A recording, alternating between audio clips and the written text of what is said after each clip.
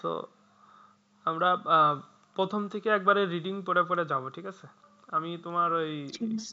বইয়ের একটু পরিবর্তন হয়েছে তো, তাই সবগুলো তোমার একটু বুঝাই দেবো যে, কারণ এখনকার হলো আগের মতো থিওরিটিক্যাল নাই, এখন তোমার মানে কাইন্ড অফ গল্পর মতো করে বলে বলে হলো জিনিসটা বোঝায় আছে, ঠিক আছে? তাই তখন আমরা ঠিক দেখলাম আছে। গতি কি জিনিস। গতি হলো তোমার হুম, কোনো বস্তু যদি মুভমেন্ট করে তাহলে সেটা গতিপ্রাপ্ত হয়, আর গতিপ্রাপ্ত হলে কিছু ঘটনা ঘটে, ঠিক আছে? জি। আচ্ছা, তো এর বিস্তারিত আমরা আরো পরে পড়বো। তো দেখো, প্রথমে কি বলেছে, আমাদের চারপাশে অনেক ধরনের গতি আছে। যখন সাইকেল চালিয়ে যায় সেটি এক ধরনের গতি, যখন গাড়ি যায় সেটি এক ধরনের গতি, যখন প্লেন উড়ে যায় সেটিও গতি, পৃথিবী যখন সূর্যের চারিদিকে ঘোরে সেটাও গতি। দেখো, এত হুম, সব গতির মধ্যে একটা জিনিস কমন জিনিস আছে, সেটা কি? বস্তুটা মুভ করতেছে। প্লেন উড়ে জি। যাচ্ছে, তা সেটাও কিন্তু বস্তু এক জায়গা থেকে এক জায়গায় মুভ করতেছে। পৃথিবী যখন সূর্যের চারিদিকে ঘুরতেছে তখনও কিন্তু বস্তুটা এক জায়গা থেকে আরেক জায়গায় মুভ করতেছে। ঝুলন্ত একটি বাতি জি। যখন দুলতে থাকে, আহ, ঝুলন্ত একটি বাতি মানে বোঝাচ্ছে যে একটা বাতি ঝুলতেছে। দ্যাট মিনস দেখা যাচ্ছে একটা তারের মাধ্যমে জি। ঝুলে আছে, ও ঝুলতেছে, দুলতেছে, ঠিক আছে? সেটাও এক ধরনের গতি। হুম, আবার রাইফেল থেকে যখন বুলেট বের হয় সেটাও এক ধরনের গতি। হুম, কারণ রাইফেলের মধ্যে কি ছিল? বস্তুটা স্থির ছিল, জি। তারপরে কিছু মুভ করলো, বস্তুটা রাইফেলের ভিতর থেকে জি। বাইরে চলে গেলো, তার মানে মুভ করলো, তার মানে ওর ভিতরে একটা গতি চলে আসলো।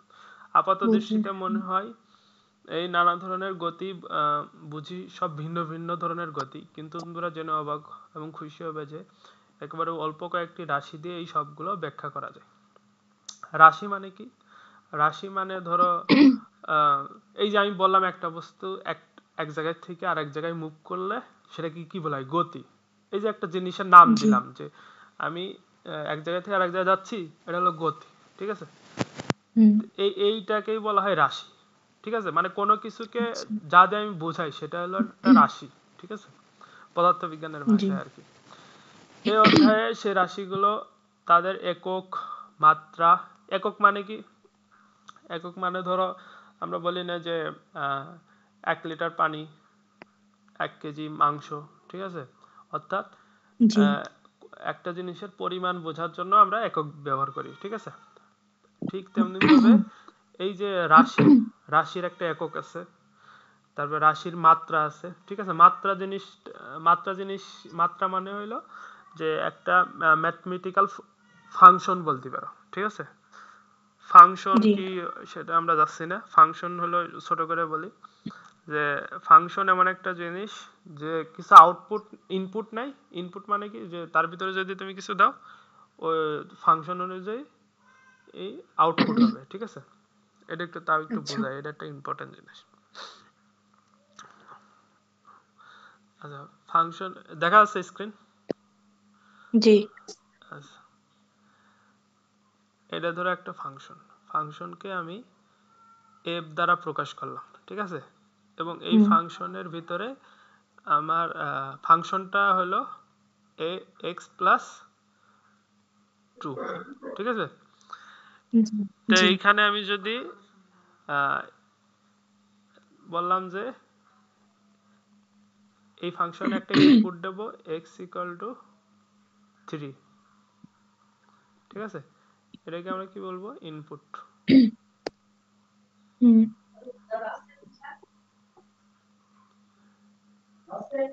আবার কথা কয় চলে এসো।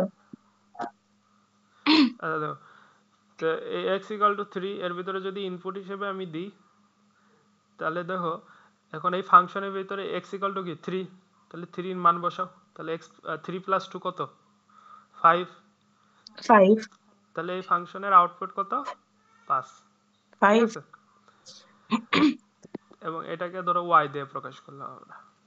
তাহলে হুম, আমি কি বললাম যে মাত্রাটা একটা ফাংশন, ঠিক আছে? অর্থাৎ ধরো গতির জি। মাত্রা হলো এক্স প্লাস 2, তাহলে এই জি।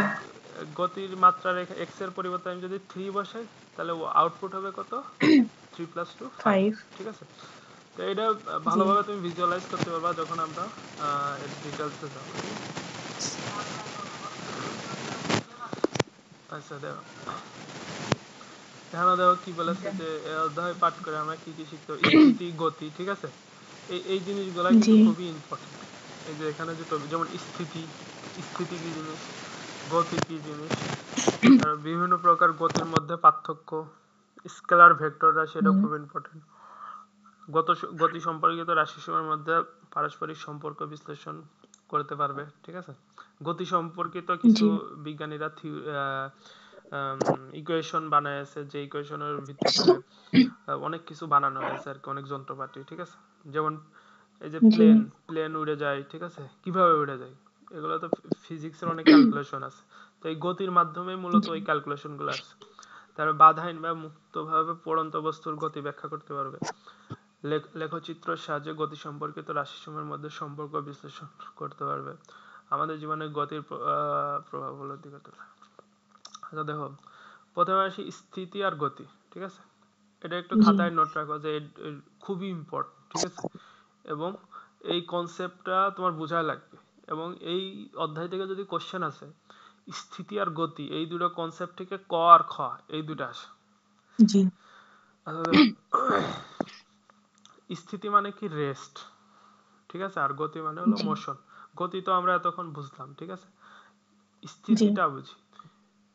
স্থিতি মানে হইলো তোমার আহ, একটা বস্তু স্থির হয়ে থাকা, ঠিক আছে। অর্থাৎ একটা বস্তু হুম, এই জায়গা আছে, ঠিক আছে। জি ওকে যদি তুমি যদি না সরাও, ঠিক আছে, ও কি করবে, এই জায়গায় থাকবে না, জি ওখানেই থাকবে। এখানেই থাকবে। এটা হলো এর স্থিতি, ঠিক আছে। তো স্থিতির একটা প্র্যাকটিক্যাল এক্সাম্পল দিই। ধরো একটা কম্বল তুমি এটা আমাদের এসএসসি পরীক্ষায় কোশ্চেন আসছিল এটা। ধরো একটা তারের উপরে তুমি একটা কম্বল নাইড়ে দিয়েছো, ঠিক আছে। হুম প্রখর রোদ, প্রখর রোদের ভিতরে তুমি এই হুম কম্বলটা নাইড়ে দিয়েছো। এখন একটা লাঠি দিয়ে এই কম্বলে তুমি একটা বাড়ি দিয়েছো, ঠিক আছে। দেখবা যে জি কম্বলটা সরে গেছে, কিন্তু ওই ধুলাগুলা দেখবা যে ওই ওই যে ওইখানে আছে, মানে ধুলা দেখা যাচ্ছে। হুম এই হুম ধুলার স্থিতির কারণেই ও হলো ধুলা ওইখানে আছে। কারণ তুমি যখন জি কম্বল বাড়ি দিয়েছো, ধুলা তার স্থিতি ধর্মের জন্যই, মানে বাতাসে, ঠিক আছে, ওইভাবে করে উঠতেছে, ঠিক আছে। ধুলা তো অনেক পাতলা, এই জন্য আর কি জি বাতাসে ওড়ে ও। জি সব ধুলা মাটিতে পড়ে না, ঠিক আছে, বাতাসে ওড়ে। তা এরকম এরকম একটা কোশ্চেন আসছিল যে আমরা যখন কম্বলকে বাড়ি দিই, ধুলাগুলো ওইভাবে থাকে কেন। তাই এর উত্তর হলো ধুলার স্থিতি ধর্মের কারণেই ওই ধুলা ওখান থেকে সরে ধুলার না, কম। ঠিক আছে। তো এটা একটা এই স্থিতির কোয়েশ্চেনটা উদাহরণ। আমাদের ছিল আহ, এবার যে পরীক্ষা দিছি আর কি এটার ভিতরে। হ্যাঁ, এটা একটা ইম্পর্টেন্ট জিনিস, এটা প্রায় প্রায় আসে। আচ্ছা, তো আমরা প্রথম থেকে পড়ি, কি বলছে দেখি। আমাদের চারপাশে যা কিছু আছে তার মাঝে কোনোটি স্থির বা স্থিতিশীল এবং কোনোটি চলমান বা গতিশীল, ঠিক আছে। যেমন দেখছে আমাদের চারপাশে জি কি কি আছে, যেমন আহ, আমা- আমার বাড়ি আছে, হ্যাঁ। তারপর আমাদের বাসার মধ্যে কি আছে, আলনা, তারপর ড্রেসিং টেবিল, এগুলা দেখবা জড় বস্তু, ঠিক আছে। এগুলা জি নড়ে না। এগুলো নড়ে কখন, যদি এর উপর কোনো বল প্রয়োগ করা হয়। দ্যাট মিনস আমি যদি একে জি সরাই, ঠিক আছে, এই সরানোটা হলো বল প্রয়োগ তখন করা। তাই এই এই জিনিসটা আমাদের বলের চ্যাপ্টারে আছে, বলের চ্যাপ্টারে আমরা ডিটেলস পড়বো বল জিনিসটা কি, ঠিক আছে। তা জি এখন দেখো, আমাদের চোখ দিয়ে আমরা এমন ভাবে দেখি যে কোনো কিছু একটুখানি নড়লেই আমরা চট করে সেটা ধরে ফেলতে পারি। কাজে স্থিতি বা গতি বলতে কি বোঝায় সেটি আমরা খুব চমৎকারভাবে অনুভব করতে পারি। কিন্তু পদার্থবিজ্ঞানের জন্য শুধু অনুভব করা যথেষ্ট নয়, সেটাকে ভালোভাবে সংজ্ঞায়িত করতে হয়। সেটি করার জন্য আমরা এক কথায় বলতে পারি যে সময়ের সাথে কোনো কিছুর অবস্থানের যদি পরিবর্তন না হয় সেটি স্থির, আর অবস্থানের পরিবর্তন হয় সেটি গতিশীল, ঠিক আছে। তো এইটা একটু নোট দাগ দিয়ে রাখো যে জি সময়ের সাথে কোনো কিছুর অবস্থানের যদি পরিবর্তন না হয় তাহলে সেটি স্থির, আর যদি অবস্থানের পরিবর্তন হয় সেটি গতিশীল। সেটা স্থির। দাগ দেয়া হলে বলো। সেটা গতিশীল। দিয়েছো? জি হয়েছে। আচ্ছা, এখন দেখো ওখানে জি কিন্তু আমাদের কয়েকটা জিনিস বলেছে।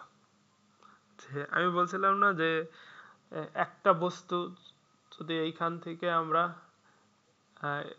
মুভ করি, ঠিক আছে, ধরলাম এইখান থেকে জি আমরা এইখানে নিচ্ছি, ঠিক আছে? তাহলে তাহলে কি একটা গতি পেল, ঠিক আছে? তার মানে জি বইতে কিন্তু আরেকটা জিনিস বলেছে, সময়ের সাথে, ঠিক আছে? সময় দেখো এইখানে আমি যে টাইমে মুভ করেছি আর ও এখানে পৌঁছাইছে একই টাইমে নাকি? এক টাইম না কিন্তু। এখানে ধরো 12টা বেজে না তোমার, পরিবর্তন ধরো এখানে যখন ছিলাম এখানে 1 সেকেন্ড টাইমে ছিলাম, ঠিক আছে? এখানে যখন আসছি তখন 5 জি সেকেন্ড টাইম, 5 সেকেন্ড টাইম লাগে, ঠিক আছে? হুম অর্থাৎ সময়ের সাথে বস্তুর অবস্থানের যে সময় পরিবর্তন পরিবর্তন তাকে বলা হয় গতি, ঠিক আছে? গো- আর একটু জি যদি আমরা ব্যাখ্যা করি, এই জিনিসটা একটু শিখে রাখো, খাতায় নোট করে রাখতে পারো। আহ,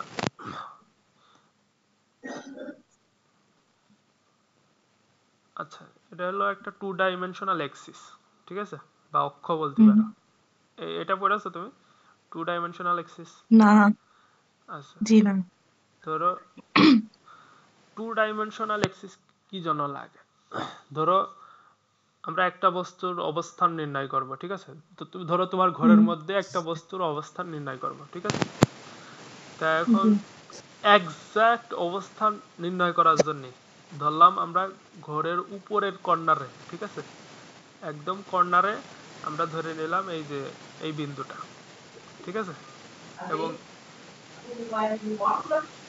এ- হ্যালো এ- এই হ্যাঁ বিন্দুর, দাঁড়ান হ্যাঁ এই, হয়ে গেছে বন্ধ হয়ে গেছে দাঁড়ান হ্যাঁ, আম্মু বড় খালা ফোন দিছে বারবার আবার দিয়েছে জি বলেন আচ্ছা, তুমি এর আগে অ্যাক্সিস পড়ো নাই, এই যে ম্যাথে ওই যে গ্রাফ আঁকো নাই? না এটা পড়া হয়নি এটা ছিল না ও আচ্ছা, তাহলে তো এটা ভালোভাবে বোঝাতে হবে। তা ধরো অ্যাক্সিসটা কি জন্য লাগে, বা এখানে বলে 2 ডাইমেনশনাল অ্যাক্সিস। আমাদের তো জি আমরা মানুষজন তো 3 ডাইমেনশনাল জিনিস দেখি। 3 ডাইমেনশনাল জিনিস মানে যার 3টা দিক আছে, ঠিক আছে?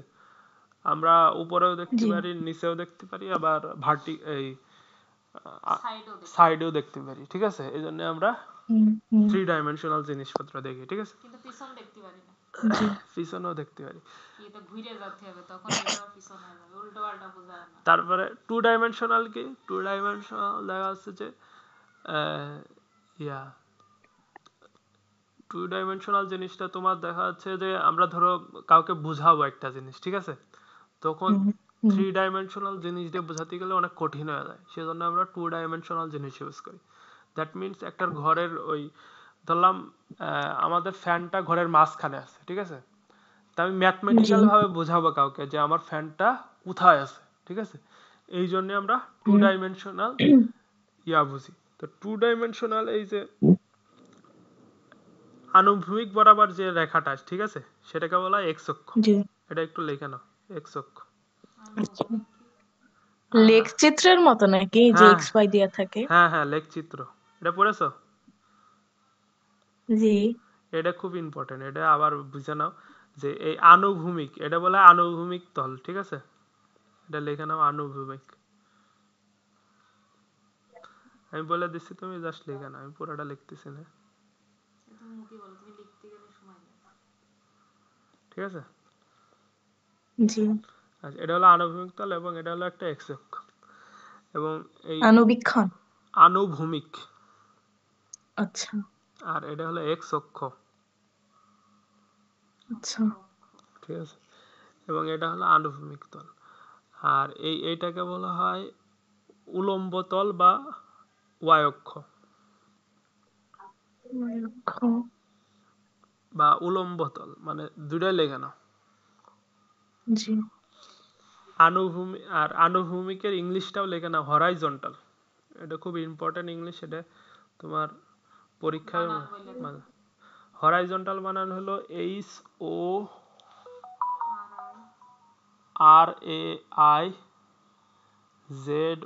জি HORAIZONTAL,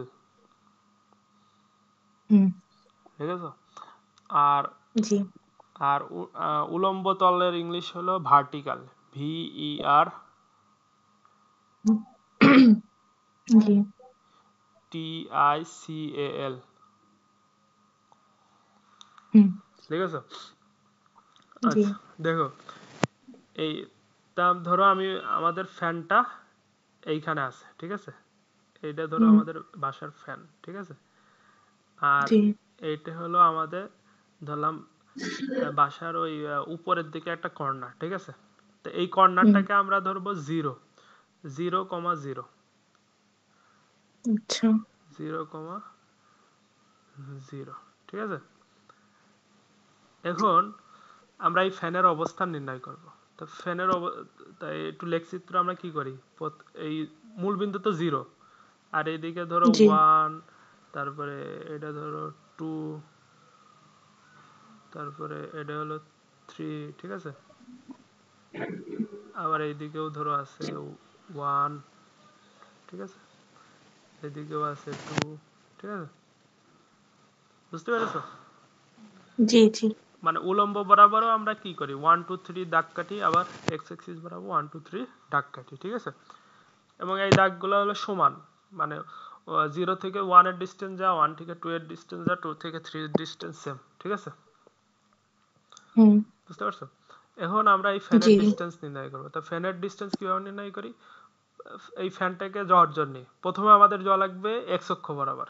তাহলে ধরলাম 3 ঘর পর্যন্ত হুম গেছি আমরা, ঠিক আছে, 3 ঘর পর্যন্ত যে আচ্ছা দেখতেছি এই সোজাসুজি। এবার আমাদের উপরে যেতে হুম হবে।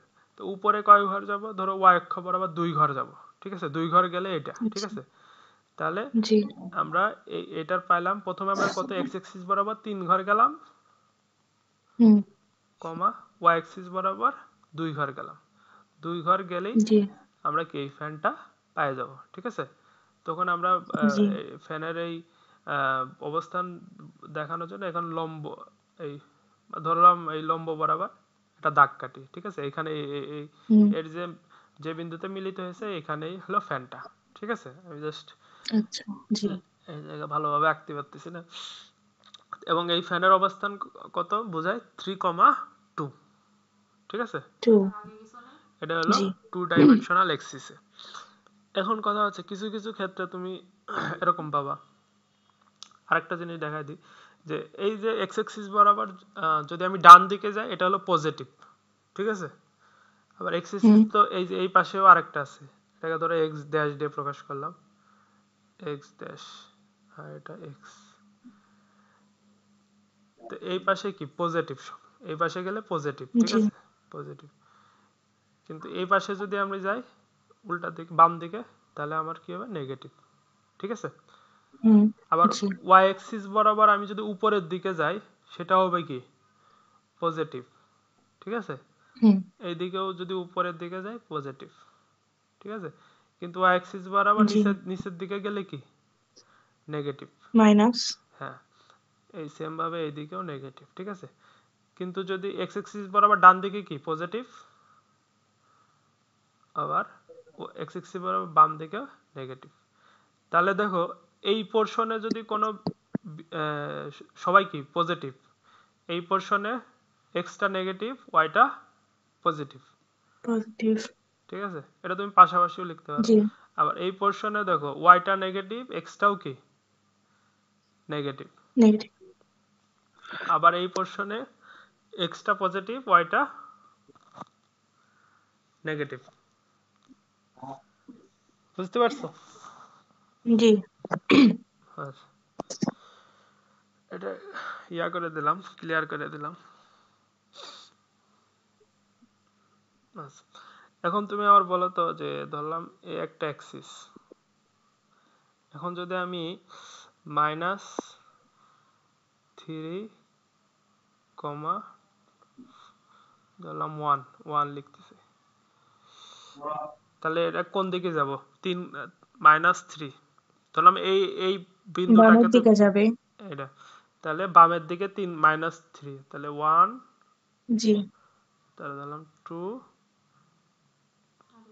3, আর 1 জি কোন দিকে যাব, ডানের দিকে এক ঘর না এখানে উপর নিচ কোন দিকে যাব এটা, ও সরি উপরের দিকে হ্যাঁ উপরের দিকে ধরলাম, এই যে এখানে ধরলাম ডান পাশে ডান রানী। পাশে উপরের দিকে যাবে না আচ্ছা, আবার একটা লিঙ্ক দিচ্ছি, হ্যাঁ, যদি কাটে যায় আমি আর একটা লিঙ্ক দিব না, ঠিক আছে।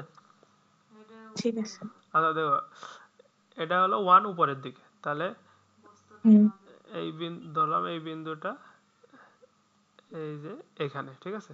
তোমার এই বিন্দুটাই হলো জি আমার কত, মাইনাস মাইনাস 3,1, বুঝতে পারছো? তখন এই বিন্দুটা দেখা জি যাচ্ছে, এই বিন্দু এমনি একটু দাগ কেটে আমরা দেখাই দিচ্ছি এই বিন্দুটা এইভাবে, বুঝতে পারছো?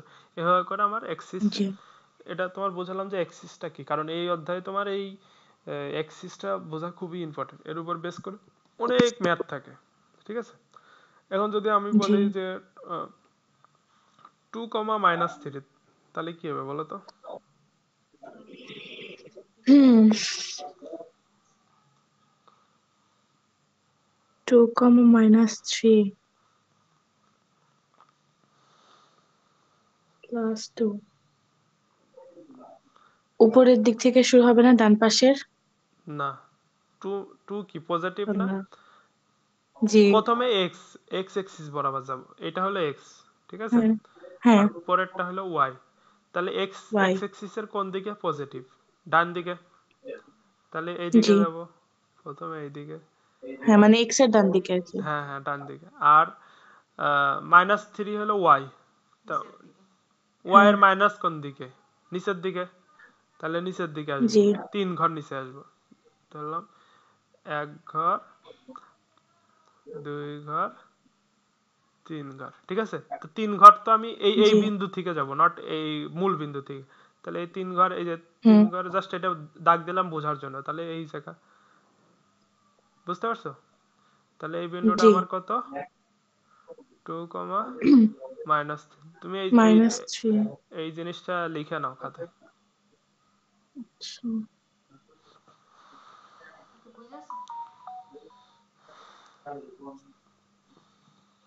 2, ঠিক আছে ঠিক আছে? আর একটা জিনিসও লিখে জি নাও যে এই এক্স এর এটা পজিটিভ, দুইটাই পজিটিভ, ঠিক আছে? প্রথমটা এটা হলো এক্স, লেখা আছে। আচ্ছা এটা লেখা আছে। আচ্ছা এবার আমরা আবার সেই মূল জিনিসে ফিরে যাই, বোঝাচ্ছিলাম যে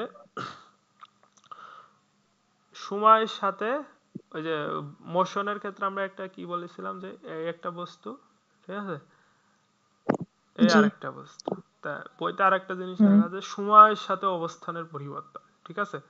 অর্থাৎ আমরা জি যদি এই এক্স এক্সিস বরাবর সময়কে প্রকাশ করি, তো সময়কে আমরা টি হুম দিয়ে প্রকাশ করব, টি মানে হলো টাইম, ঠিক আছে? তো ছোট হাতের টি। হ্যাঁ শুরু, তা এখানে ধরো প্রথমে 0, তারপরে এখানে ধরো 1, তারপরে এখানে ধরো 2, ঠিক আছে, এখানে ধরো 3, ঠিক আছে? অর্থাৎ জি প্রথমে যখন বললাম 0 টাইম থেকে শুরু হয়েছে, এখানে ধরো টি সেকেন্ড মানে 0 সেকেন্ড থেকে শুরু হয়েছে, ঠিক হুম আছে? ধরলাম জি একটা বস্তু এই যে এখানে আছে, ঠিক আছে? এই বস্তু গতিপ্রাপ্ত হুম হইল, ধরলাম এখানে যে শেষ হয়েছে, ঠিক আছে? তাহলে দেখো হুম 0 সেকেন্ডে তার উপর কোনো গতি ছিল না, 1 সেকেন্ডে কি তার উপর হুম গতি আছে, সে ধরো এখানে আছে, 2 সেকেন্ডেও তার উপর গতি আছে, সে এখানে আছে, 3 সেকেন্ডে যে থেমে গেছে, ঠিক আছে? হুম অর্থাৎ দেখো এই বস্তু গতিপ্রাপ্ত হইল কিন্তু সময়ের সাথে সাথে, ঠিক আছে? সময় কিন্তু একই নাই, হুম গতিপথ শুরুতে সময় এক, গতিপথ শেষে সময় এক, ঠিক আছে? 2, 3 সময় আর এক, হুম ঠিক আছে? অর্থাৎ জি যা কিছুই ঘটতেছে সাথে সাথে কিন্তু সময়ের পরিবর্তন হচ্ছে, ঠিক আছে? তো এই জিনিসটাও আমাদের জি মাথায় রাখা লাগবে যে যা এই পৃথিবীতে যা কিছু হচ্ছে সবকিছু কিন্তু সময়ের সাথে পরিবর্তন হচ্ছে, মানে হুম এক ধরো একটা জিনিসের দুইটা অবস্থান হইলো কিন্তু সময়ের পরিবর্তন হবে না, এরকম কি হতে পারে না। অর্থাৎ একটা বস্তুর অবস্থান হুম পরিবর্তন হবে, সেটা কিন্তু সময়ের সাথে সাথে। তো এই কনসেপ্টটা খুবই ইম্পর্টেন্ট যে যে একটা বস্তুর অবস্থান পরিবর্তন হচ্ছে সেটা কি সময়ের সাথে সাথে, হুম বুঝতে পারছো? জি আচ্ছা এখন দেখো আহ, এই যে এটা দাগ দিতে বলেছিলাম, এখন দেখো আর স্থিতি, স্থিতি স্থিতি মানেও সেম, যে তোমার যে ধরো এই একটা, এখানে একটা দাগ দিলাম, একটা বস্তু, ঠিক আছে, হুম বস্তুটা এখানেই আছে, ঠিক আছে, হুম কিন্তু টাইম চেঞ্জ হচ্ছে, ঠিক আছে। অর্থাৎ জি এটাকে তোমার গ্রাফিক্যালি রিপ্রেজেন্ট করে কেমনে আমি জানি না, ঠিক আছে। টাইম ধরো বস্তুটা এখানে আছে, ঠিক আছে, কিন্তু টাইম চেঞ্জ হচ্ছে। ধরো এই বস্তুটা এখানেই হুম আছে, ঠিক আছে, এক, মানে স্থির আছে কিন্তু হ্যাঁ, সময় সময়ের মতো চলছে এরকম। সময় কিন্তু চলে যাচ্ছে, এই যে দুই, এটা তিন, ঠিক আছে। এখানে যেরকম আমাদের মনে এভাবে দেখাইতে হবে যে 1 সেকেন্ডে বস্তুটা এখানে, 2 সেকেন্ডে বস্তুটা এখানে, ঠিক আছে। আর এইটার ক্ষেত্রে হুম টাইম চলে যাচ্ছে কিন্তু বস্তুটা একটা জায়গায়, হুম বুঝতে পারছো?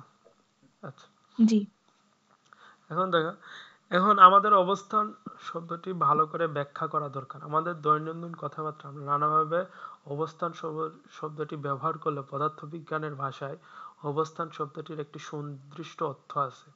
যেমন তোমাকে যদি জিজ্ঞেস হুম করা হয় তোমার স্কুলের অবস্থান কোথায়, এটা কিন্তু একটু গুরুত্বপূর্ণ একটা কথা, তুমি ভালো করে শোনো, আমি তোমার একটা কোশ্চেন ধরবো এর ভিতর। জি এবং তুমি যদি উত্তর দাও ঝিলটুলিতে, তাহলে উত্তরটি সঠিক হলেও স্কুলের অবস্থানটা কিন্তু জানা গেল না।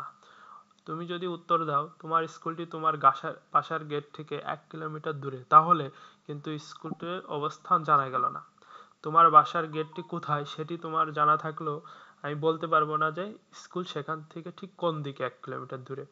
কিন্তু তুমি যদি বলো স্কুলটি তোমার বাসার গেট থেকে পূর্ব দিকে 1 কিলোমিটার দূরে, তাহলে শুধু আমরা একটি সুনির্দিষ্টভাবে তোমার স্কুলের অবস্থান জানতে পারবো। অর্থাৎ স্কুলে অবস্থান জানার জন্য দূরত্ব এবং দিক দুটি সুনির্দিষ্টভাবে জানতে হয়।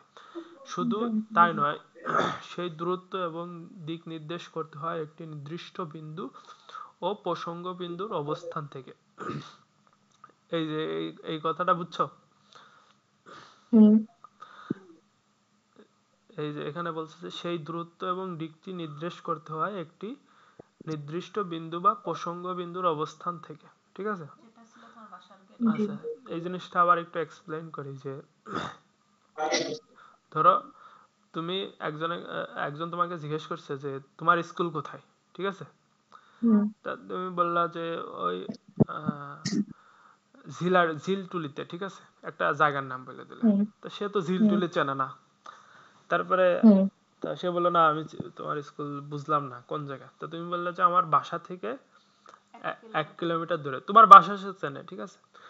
তারপরেও সে এক হুম কিলোমিটার দূরে সে বুঝতেছে না, কারণ তোমার বাসা যদি এখানে হয়, ঠিক আছে, তাহলে দেখো 1 কিলোমিটার কি এইদিকেও হতে পারে, ঠিক আছে, জি মানে যে কোনো দিক হতে পারে। এইদিকেও হতে পারে, ঠিক আছে, যে কোনো দিক হতে পারে, ঠিক আছে। হ্যাঁ এখন তুমি বললে যে না 1 কিলোমিটার পূর্ব দিকে, ঠিক আছে। দ্যাট হুম মিনস ধরো পূর্ব দিক আমি এই দিক হিসেব করলাম, ঠিক আছে, হুম এই দিক। আর এইখানে তোমার বাসা, ঠিক আছে। তুমি বললে যে আমার বাসা থেকে 1 কিলোমিটার পূর্ব দিকে, ঠিক আছে, এটা ধরলাম হুম 1 কিলোমিটার। তাহলে কোনো একটি বস্তুর অবস্থান বোঝানোর জন্য তোমার দুইটা না তিনটা জিনিস দরকার।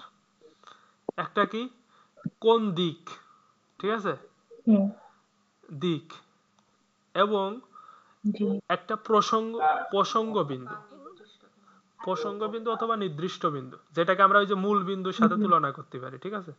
অর্থাৎ হুম আমরা এই মূল বিন্দুটাকে জিরো ধরে ডানে গেলে এক্স অ্যাক্সিস, উপরে গেলে ওয়াই অ্যাক্সিস, ঠিক আছে। ওইটাকে তোমার এই হুম বাড়ির সাথে তুমি তুলনা করতে পারো যে এই বাড়ি থেকে 1 কিলোমিটার পূর্ব দিকে আমার স্কুল, ঠিক আছে। অর্থাৎ 1 নম্বর কি লাগলো, কোন দিকে, ঠিক আছে, এটা। জি বা 1 নম্বর তুমি এই প্রসঙ্গ বিন্দু বলতে পারো যে 1 নম্বর হলো প্রসঙ্গ বিন্দু, 2 নম্বর হলো দিক, ঠিক আছে। আর একটা জিনিস ভেরি ইম্পর্টেন্ট, সেটা হলো প্রসঙ্গ বিন্দু আর এই তোমার যে যে টার্গেট, সেই টার্গেটের ভিতরে দূরত্বটা, ঠিক আছে। হুম আচ্ছা, তাহলে এখানে সবচেয়ে এই কনসেপ্টটা একটা গুরুত্বপূর্ণ কনসেপ্ট প্রসঙ্গ বিন্দু, ঠিক আছে। প্রসঙ্গ বিন্দু কি, যে এটা হুম সাপেক্ষে তুমি কিছু বলতেছো। অর্থাৎ যে লোকটি তোমাকে জিজ্ঞেস করতেছে সেই লোকটি অবশ্যই তোমার বাড়ি আগে চিনতে হবে, তারপরে জিজ্ঞেস করবে যে তোমার বাড়ি থেকে স্কুল কোথায়, কোন দিকে, ঠিক আছে। আচ্ছা,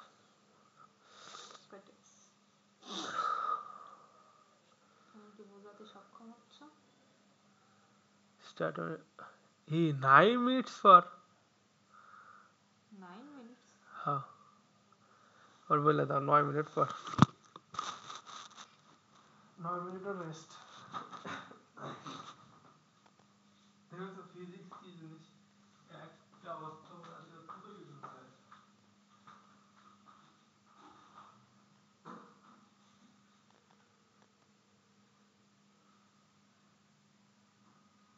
মনি 9 মিনিট পর, 9 মিনিট পর আবার লিঙ্ক দিতে। তো তুমি কিছু বুঝছো? না বুঝলে আমার কাছে বলবা যে এটা, না না বুঝলে বলবা যাপো এটা বুঝতে পারিনি ভাই, আর একটু ক্লিয়ার করে লজ্জা পাওয়া কিছু নেই। হ্যাঁ, এখানে শিখতে হবে। আচ্ছা ঠিক। আর আম্মুকে উপরে,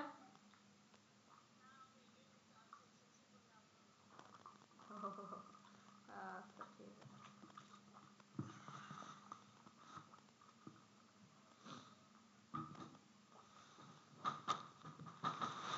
পরে এই জিনিসগুলো নোট ডাউন করে রাখতে হবে। আচ্ছা, নেটের হ্যাঁ নেটের সমস্যা। সমস্যা নাকি নেটের সমস্যা। না না, এখন শোনা যাচ্ছে? এতগুলা খালি তো ঝামেলা ঘুরে গেছে। শোনা যাচ্ছে কিন্তু কিছু দেখা যাচ্ছে না। আচ্ছা, তা ওই শুনতে থাকো, যখন দেখা যাবে যাবে না।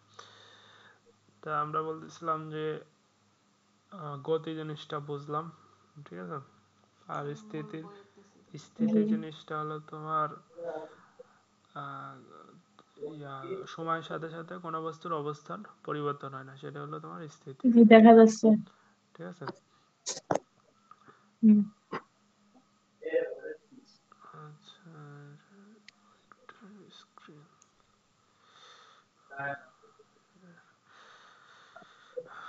আচ্ছা, তো আমরা বইতে চলে যাই আবার। তো এখানে প্রসঙ্গ বিন্দু বুঝলাম, ঠিক আছে। প্রসঙ্গ বিন্দুর সাথে হুম। দিক বুঝলাম, দিক জিনিসটা কি। এখন দেখো, সেই দূরত্ব নির্দেশ করতে একটি বিন্দু বা প্রসঙ্গিত অবস্থান থাকে।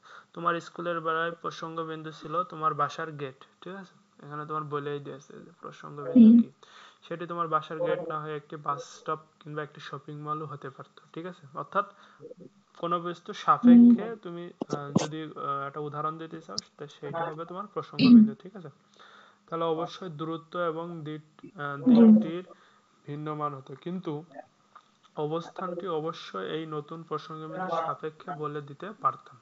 অর্থাৎ কোনো কিছুর অবস্থান বলতে হলে সেটি হুম। বলতে হয় কোনো প্রসঙ্গ বিন্দুর সাপেক্ষে। একটি প্রসঙ্গ বিন্দু চূড়ান্ত কোনো বিষয় নয়, ঠিক আছে। আমরা সুবিধা অনুযায়ী যে কোনো বিন্দুকে প্রসঙ্গ বিন্দু বা মূল বিন্দু হিসেবে ধরতে পারি, ঠিক আছে। অর্থাৎ এই জি। প্রসঙ্গ বিন্দু যে তোমার বাসার গেটই হতে হবে এরকম কিছু না। তুমি যেটার সাপেক্ষে বা যেটার সাপেক্ষে বললে তোমার সহজ হবে মানুষকে বুঝাইতে, ঠিক আছে, সেটাকে তুমি প্রসঙ্গ বিন্দু বলতে পারো। বা সেইখান থেকে তুমি ধরো হুম। 0 0 ধরবা। দ্যাট মিনস দেখা যাচ্ছে হুম। তোমার ধরো কেউ জানতে চাচ্ছে যে কেসি কলেজ কোনটা। তো ধরো তোমার হুম। তোমার মামার দোকান সে চেনে, তো তুমি বলবা যে আমার মামার দোকান থেকে প্রথমে একটু ডাইনে হুম। যাবেন, ডাইনে যেয়ে একটা পায়রা চত্বরের মোড় দেখবেন, ওখান থেকে সোজা চলে যাবে। হুম। এভাবে তুমি বলতে পারো, ঠিক আছে। এখন প্রশ্ন হচ্ছে, অবস্থান নির্দিষ্ট করার জন্য আমাদের যে জি। প্রসঙ্গ বিন্দু বা মূল বিন্দু ধরে নিতে হয়, সেই বিন্দুটি কি স্থির একটি বিন্দু হওয়া প্রয়োজন। মানে এখানে তোমার বলতেছে আসলেই কি যে বিন্দুর সাপেক্ষে তুমি উদাহরণটা দিচ্ছ সেই বিন্দুটা কি স্থির হওয়া প্রয়োজন। হ্যাঁ, এই বিন্দুটা স্থির হওয়া প্রয়োজন, ঠিক আছে। ধরা যাক তোমার সামনে আর একজন চেয়ারে স্থির হয়ে বসে আছে। হুম। তোমার চেয়ারটাকে যদি প্রসঙ্গ বিন্দু বা মূল বিন্দু ধরে নিই, তাহলে নিশ্চিতভাবে জি। বলা যেতে পারে তোমার বন্ধুর অবস্থানের কোনো পরিবর্তন হচ্ছে না।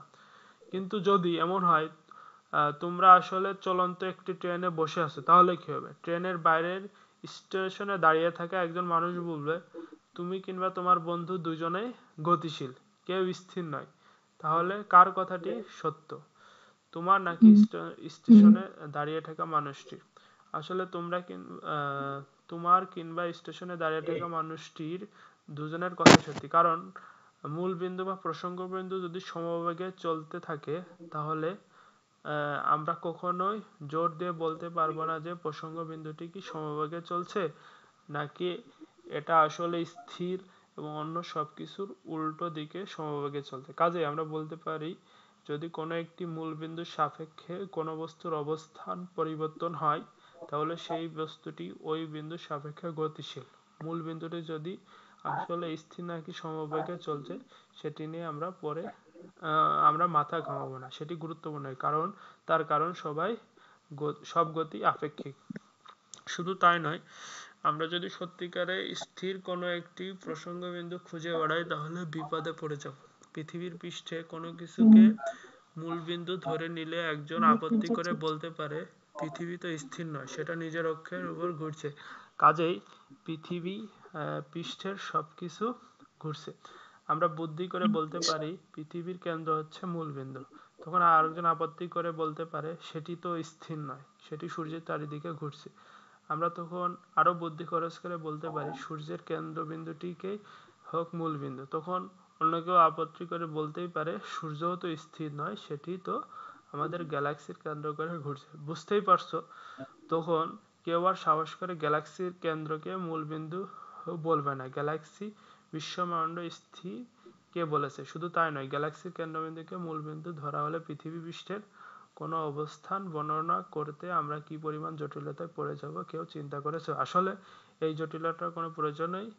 আমাদের কাজ চালানোর জন্য আমাদের কাছে স্থির মনে হয় এরকম কোনো বিন্দুকে মূল বিন্দু ধরে সব কাজ করে ফেলতে পারবো।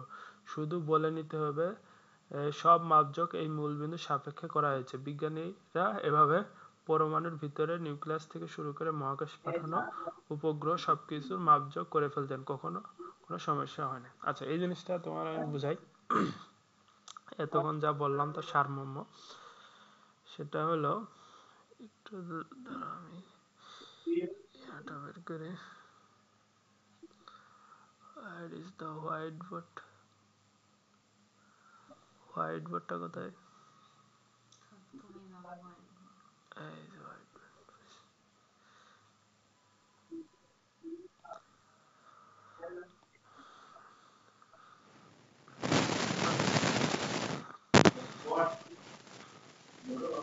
হোয়াইটবোর্ড দেখা যাচ্ছে?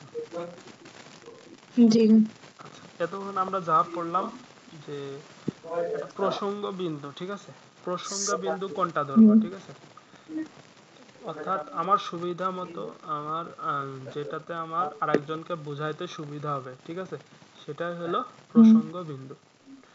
অর্থাৎ দেখা যাচ্ছে যে এই আমার বাড়ি থেকে আমার স্কুল, এটা হলো ধরো এটা আমার স্কুল, আমি বলবো যে আমার বারো একটা প্রসঙ্গ বিন্দু, এই প্রসঙ্গ বিন্দু থেকে পূর্ব দিকে 1 কিলোমিটার দূরে আমার স্কুলটা আছে, ঠিক আছে? এখন কথা হচ্ছে এই প্রসঙ্গ বিন্দুটা এটা কি ইয়া স্থির হওয়া লাগবে, ঠিক আছে? তা অবশ্যই স্থির হওয়া লাগবে। এটা যদি এরকম গতিশীল হয়, ঠিক আছে, ধরো এইদিকে এদিকে মুভ করতেছে, তাহলে কি তোমার এটা তুমি বলতে পারবা যে আমার বাড়ি থেকে 1 কিলোমিটার দূরে, এই ধরো মুভ করলেই তো ডিস্টেন্স ভিন্ন হয়ে যাবে না? জি, হ্যাঁ, কম তা বেশি হয়ে যাবে। কম বেশি হয়ে যাবে। কিন্তু কেউ তোমার লজিক দেখাইতেই পারে যে পৃথিবী তো ঘুরতেছে, তাই না? তোমার বাড়ি উঠেছে। পৃথিবীটা তো ঘুরতেছে, এবং আমরা ঘোরা মানে কি সময়ের সাথে সাথে কি অবস্থান পরিবর্তন করতেছে। জি। তাহলে পৃথিবীর সাথে সাথে তোমার বাড়িটাও কি ঘুরতেছে, হুম। ঠিক আছে? তাহলে একজন তো এই যুক্তি দেখাইতেও পারে যে পৃথিবী যেহেতু ঘুরতেছে তোমার বাড়িও ঘুরতেছে, সেজন্য তাহলে এটা স্থির হুম। তাহলে তোমার বাড়িটাই ঠিক আছে, বুঝতে পারছো? তাহলে তুমি যুক্তি জি। দেখাইতে পারো যে আচ্ছা পৃথিবী যেহেতু ঘুরতেছে আমার বাড়িও ঘুরতেছে, তাহলে আমরা পৃথিবীর কেন্দ্রটাকে হলো মূল বিন্দু ধরি। কিন্তু সেটাও সম্ভব না, হুম। কারণ পৃথিবী ঘুরলে পৃথিবীর কেন্দ্রও তো ঘুরবে, ঠিক আছে? তাহলে তুমি হুম। বলবা যে পৃথিবী যেহেতু সূর্যের চারিদিকে ঘুরতেছে, তুমি এই যুক্তি দেখাইতে পারো যে তাহলে সূর্যের কেন্দ্রটাকে আমরা হলো ধরি, মূল বিন্দু ধরি। কিন্তু সূর্যও তো ঘুরতেছে, সূর্যও হলো হুম। একটা সার্কেল করে ঘুরতেছে, ঠিক আছে?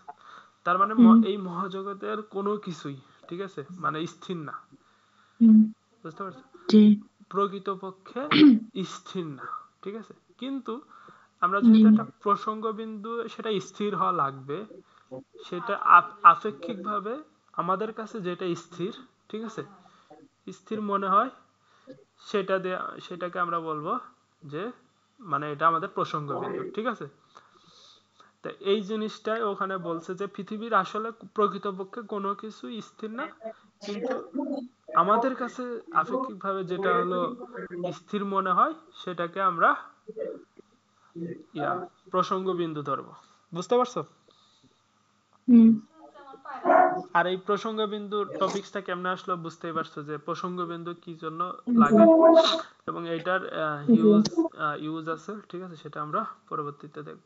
জি আর তুমি এই জিনিসটা আরো 2-3 বার পড়ো, ঠিক আছে, তার এখানে যা বলছে তুমি এটা বুঝে যাবে না। আচ্ছা, এখন ধরো 2 নম্বর টপিকস আছে, সেটা হলো বিভিন্ন প্রকার গতি, different type of hmm motion. কি বলছে যে আমরা আমাদের চারপাশে অনেক রকম গতি দেখতে পাই। কোনো কিছু নড়ছে, কোনো কিছু কাঁপছে, কোনো কিছু ঘুরছে, কোনো কিছু সরে যাচ্ছে।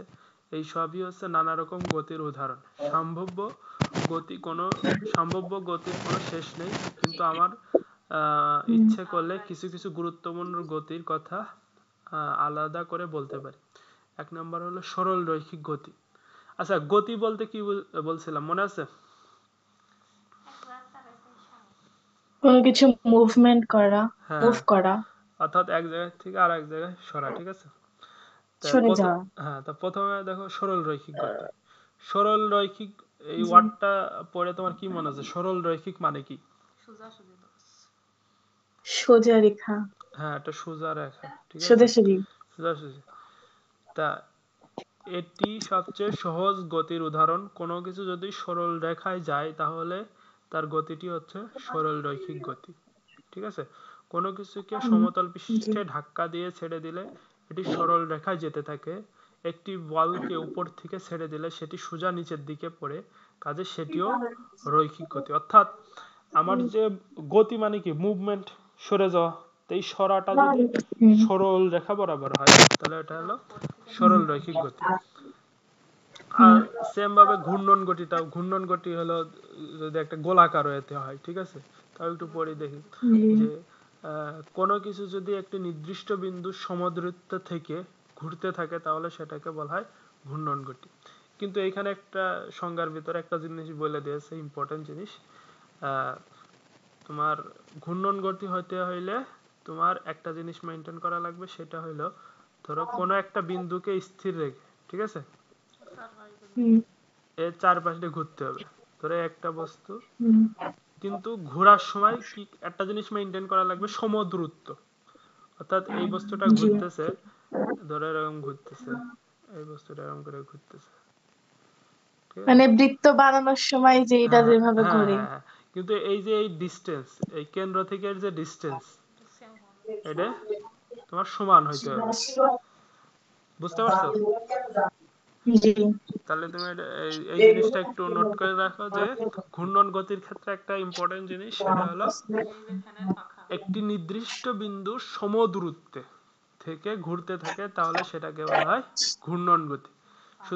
শুধু একটা জি বিন্দু চারিদিকে ঘুরলেই হবে না, ওই বিন্দুটাকে সমান দূরত্বে রেখে ঘুরতে হবে, ঠিক আছে? হুম যেমন বৈদ্যুতিক পাখা, ঘড়ির কাঁটা, এগুলো ঘূর্ণন গতির উদাহরণ। চমকপ্রদ একটা উদাহরণ হচ্ছে আকাশের চাঁদ। চাঁদকে কোনো কিছু দিয়ে পৃথিবীর সাথে বেঁধে রাখা নেই, তবুও এটি পৃথিবী ঘিরে ঘুরছে। শুধু তাই নয়, এটা টুপ করে পৃথিবীতে পড়েও যাচ্ছে না, ঠিক আছে? তা হুম পৃথিবীর চারিদিকে চাঁদ ঘুরতেছে, ঠিক আছে? এটা হলো তোমার অভিকর্ষ ত্বরণের কারণে। তো এই জিনিসটা তোমার পরবর্তী চ্যাপ্টারে আছে, ওটা পরে ওই চ্যাপ্টারে পড়বো। জাস্ট বুঝে রাখো যে ঘূর্ণন গতিটা কি, ঠিক আছে? আচ্ছা আচ্ছা, এরপর এইগুলা কিন্তু ইম্পর্টেন্ট।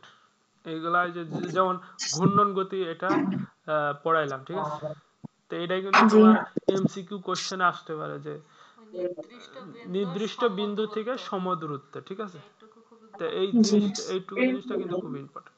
মার্ক করে রাখো। তা এরপরে মার্ক দেখো করেছি চলন গতি। কোনো কিছু যদি এমন ভাবে চলতে থাকে যেন বস্তুর সকল কণা একই সময়ে একই দিকে যেতে থাকে, তাহলে সেটি হচ্ছে চলন গতি। আমরা আমাদের চারপাশে মাঝে মাঝে এরকম অনেক উদাহরণ দেখতে পাই। কোনো কিছু যখন সোজা যায়, তার উদাহরণ দেখা খুব সহজ। গাড়ির ঘূর্ণায়মান চাকা বিবেচনায় না আনলে সোজা এগিয়ে যাওয়া একটি গাড়ির চলন গতির উদাহরণ। তখন গাড়িটির প্রতিটি বিন্দু একই সময়ে একই দিকে একই দূরত্ব অতিক্রম করে। এটার অর্থাৎ উদাহরণ দাও। আচ্ছা, এটা মানে হলো যে যে এই যে এই জিনিসটা মনে রাখবে, চলন গতি হলো একই সময়ে একই দিকে একই দূরত্ব অতিক্রম করে। ঠিক আছে? ধরো গাড়ির চলন গতি, ঠিক আছে, গাড়ির যে গতিটা, গাড়ির চাকা যে ঘোরে, ঠিক আছে, এটা কিন্তু তোমার কি এটা কি ঘূর্ণন গতি নাকি? ঘূর্ণন গতি না কিন্তু। না। গাড়ির চাকা কিন্তু তোমার একটা বিন্দুকে কেন্দ্র করে সমদূরত্বে গোলাকার ভাবে ঘুরতেছে না কিন্তু। এটা কিন্তু সামনের দিকে চলতেছে। বুঝতে পারছো? জি গাড়িটাকে সামনের দিকে এগিয়ে নিয়ে যাচ্ছে। তা এটা গাড়ির চাকার গতি কিন্তু এটা কিন্তু ঘূর্ণন জি গতি না, এটা কিন্তু চলন গতি। ঠিক আছে? এবং চলন গতি কি কি হওয়া লাগে, যে একটা বস্তু কণা একই সময়ে একই দিকে একই দূরত্ব অতিক্রম করে। জি ঠিক আছে? তো গাড়ির চাকা দেখো ওই সবগুলো বস্তুই একই সময়ে একই দিকে, মানে সবগুলো বস্তু একই সাথে মুভ করতেছে। ঠিক আছে? এই জন্য জি এটাকে বলা হয় চলন গতি। তো চলন গতি আর ঘূর্ণন গতির মধ্যে পার্থক্য হলো, ঘূর্ণন গতি হলো একটা বস্তুকে কেন্দ্র কইরা ঘুরে, ঠিক আছে, নির্দিষ্ট বিন্দুকে কেন্দ্র কইরা ঘুরে, ঠিক আছে, এবং সমদূরত্ব মেইনটেইন করে। যে ঘোরার সময়, যেমন তুমি উদাহরণগুলো মনে রাখবা, যে ঘড়ির কাঁটার গতি। তো ওই কাঁটাটা কি দেখো, তোমার একটা বিন্দুকে কেন্দ্র করে সমদূরত্ব, কিন্তু ওই কাঁটাটা দেখো প্রথমে যে অবস্থানে থাকে ওই অবস্থানে থেকে দেখো কেন্দ্র থেকেও দূরত্ব সমান, আবার যে পজিশনেই যাচ্ছে না কেন বিন্দু থেকে ওই দূরত্বটা সমান। ঠিক আছে? কিন্তু চলন গতি হলো গাড়ি যখন চলতেছে তখন ওই পুরা একটা গাড়িই ধরতে পারো, ওই গাড়িটার সমস্ত গাড়ি একটা নির্দিষ্ট সময়ে একই দিকে সেম দূরত্ব। মানে এমন না যে গাড়ি, ধরো আমি যদি তোমার উদাহরণ দিয়ে বোঝাই, ধরলাম এটা একটা বড় গাড়ি, ঠিক আছে, তা ও ধরো 1 সেকেন্ডে এখানে, ঠিক আছে, এটা ধরো 1 সেকেন্ডে, আবার 2 সেকেন্ডে ধরে এখানে। ঠিক আছে? দেখো পুরা বডিটাই কিন্তু যাচ্ছে। 1 সেকেন্ডে পুরা বডিটা এখানে ছিল, 2 সেকেন্ডে কি এখানে চলে আসছে। ঠিক আছে? তো এটা কি বলতে পারি আমরা? চলন গতি। একই সময়ে একই দিকে দূরত্ব অতিক্রম করতেছে। এখন আসো, চলন গতি সোজা হতে হবে এমন কোনো বাধ্যবাধকতা নেই, কিন্তু আঁকাবাঁকা পথে চলন গতির উদাহরণ সহজে পাওয়া যাবে না। একটি প্লেনের প্রতিটি বিন্দুকে একই গতিপথ যেতে হলে সেটিকে কিভাবে যেতে হবে, এই যে 2.01 চিত্রে দেখানো হয়েছে। ঠিক আছে? মানে চলন গতি যে একই দিকে হবে এর কোনো বাধ্যবাধকতা নেই। ঠিক আছে?